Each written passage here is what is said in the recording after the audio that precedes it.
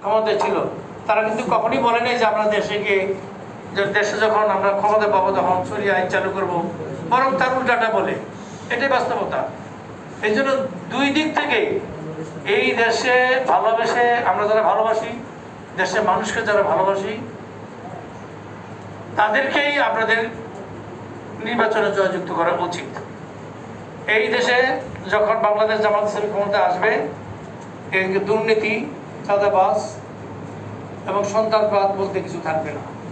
কারণ নিজেদের দলের মধ্যে কোনো চাঁদাবাজ সন্ত্রাসবাদ নাই। এই পর্যন্ত একটা প্রমাণও কেউ হাজির করতে পারবে না, আমাদের শত্রুরাও পারবে না।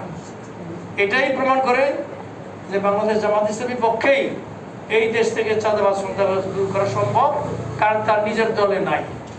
আর এই দলের আরেকটা বৈশিষ্ট্য হইল যে কোনো ব্যক্তিকে এই দেশের এই বাংলাদেশ জামাত ইসলামী দল চালায়, ব্যক্তি দল চালায় না।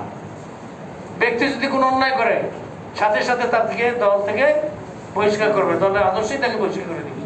আর অন্যান্য দলের ক্ষেত্রে আপনি দেখবেন যে ব্যক্তি দল চালায় বলা চলে।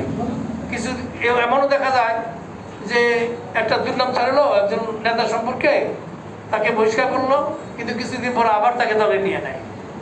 এটাই বাস্তবতা, এটা জাস্ট লোক দেখানো। আসলে অন্যান্য দল চালায়, দলে না, দল চালায় ব্যক্তি, দল চালায়। যে কারণে ব্যক্তির যে বদ গুণগুলি আছে এই গুণগুলি দল দূর করতে পারে না। আশা করি আমাদের আবেদনটা বুঝতে পেরেছেন। আজকে যে সকল ডক্টররা দেখেনি যে ওনারা আসছে আপনাদেরকে পরিশ্রম করিয়া, এই যে আপনাদের পরিশ্রম করছে শুধু আল্লাহকে রাজি খুশি করানোর জন্য, এখান থেকে তারা কোনো আর্থিক বেনিফিট এখান থেকে পাবে না, পাচ্ছেও না। আমরা সবাই স্বেচ্ছাশ্রম, এখানে যারা আসছে সবাই স্বেচ্ছাশ্রম। এখানে কিছু খরচপাতি হয়, এই খরচপাতি কিছু আমরা নিজেরা ব্যবস্থা করি।